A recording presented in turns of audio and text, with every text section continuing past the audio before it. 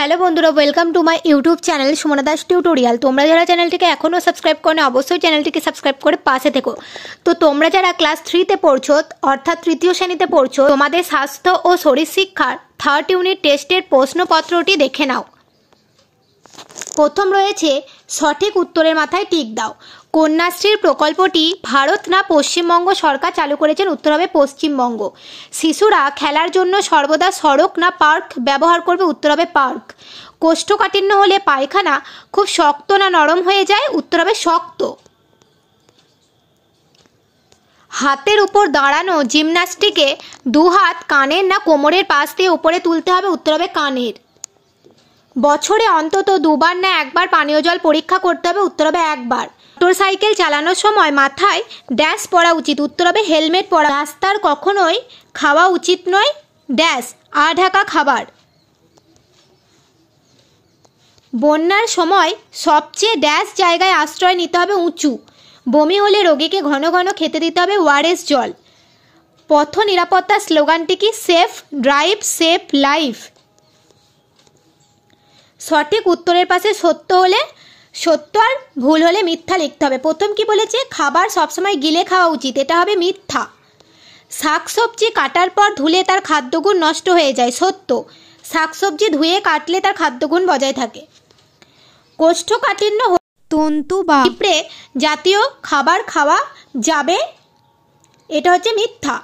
ঘন ঘন বমি হবে ততক্ষণ কোনো শক্ত খাবার খাওয়া যাবে না, সত্য। ছোটরা রাস্তার মাঝখান দিয়ে সাইকেল চালাবে, মিথ্যা। তারপর প্রশ্নের উত্তর দাও।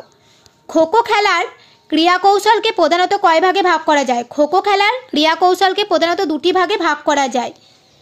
একটি হচ্ছে অনুধাবকের শারীরিক ক্রিয়াকৌশল আর একটা হচ্ছে ধাবকের শারীরিক ক্রিয়াকৌশল। কি কি কারণে বমি হয়? দেখো অনেকগুলো কারণ দিয়ে দিলাম, তোমরা যে কোনো 2-3টে লিখবে। ট্রেনে বাসে যাতায়াত, সমুদ্রযাত্রায় পেটের কোনো সমস্যা বা রোগের ফলে বমি হতে পারে, পেটে তীব্র যন্ত্রণা হলে বমি হতে পারে, 3 নম্বর বেশি জ্বর হলে বমি হতে পারে, বিষক্রিয়া হলে বমি হতে পারে। কোষ্ঠকাঠিন্য হলে কি কি করতে হবে এবং তোমাদের বইয়ে কোষ্ঠকাঠিন্য কি কি কারণে হয় সেগুলোও দেওয়া আছে, দুটোই জেনে রাখবে। আমাদের খাবারে যেসব ছিপড়ে জাতীয় পদার্থ থাকে সেগুলি আসলে সবজি ও ফলের কোষ প্রাচীর।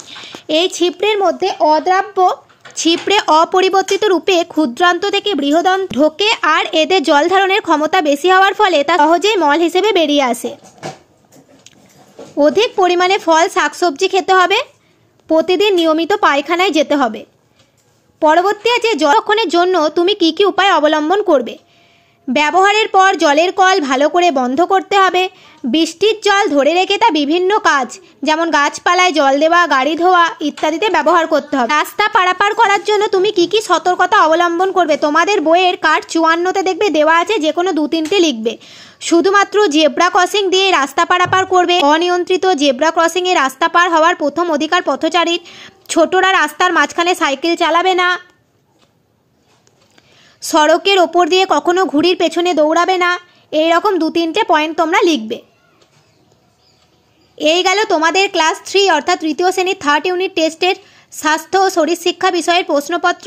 এটা খুব ভালো করে প্র্যাকটিস করো। এছাড়াও পরবর্তীতে তোমাদের নতুন ক্লাসের বিভিন্ন সাজেশান দেখতে, তোমাদের বইয়ের বিভিন্ন প্রশ্ন উত্তর তোমরা যখন পারো না সেগুলো আমি করিয়ে দেবো, সেগুলো দেখতে তোমরা অবশ্যই সুমনা দাস টিউটোরিয়াল চ্যানেলটিকে সাবস্ক্রাইব করে পাশে থেকো। আর ভিডিওটি তোমরা যখন দেখবে অন্যান্য বন্ধুদের সাথে শেয়ার করতে ভুলো না। আজকের মতো ভিডিও এই পর্যন্তই। তোমরা পরীক্ষায় প্রশ্নটা খুব মনোযোগ সহকারে পড়ে তারপর উত্তরগুলো ধীরে ধীরে লিখবে, তাহলেই পরীক্ষা তোমাদের খুব ভালো হবে।